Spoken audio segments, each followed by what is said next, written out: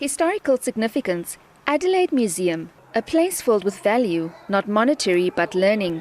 The advent of one-hand technology has seen visits to museums decrease internationally. Museum Day is an attempt to highlight the significant role they played in the lives of everyone. We are part of the global community, and we have our own museums in South Africa. Here in the Eastern Cape we have 17 museums where we have restored our heritage.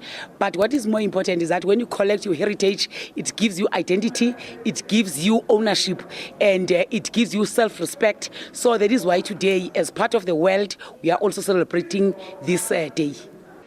The Department of Sport, Recreation and Arts and Culture drove their message across with the phrase, "Museum collections make connections."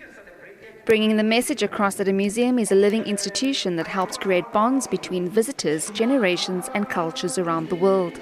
Museums are taken as on a threefold basis as educational centers.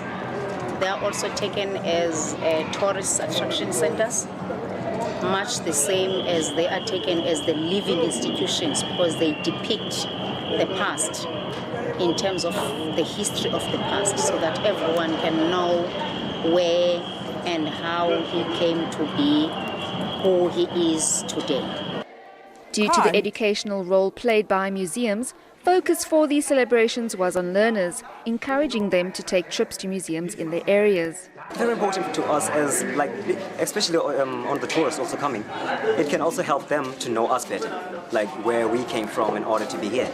And for us to know what our parents used to go through in order for us to have what we have today. A museum is important because some of us are having homeworks in school, like history homeworks, and we can go to a museum and look at what they want in school.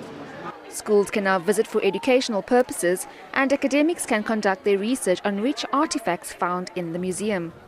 Jade Lee Paulser, SABC News, Adelaide.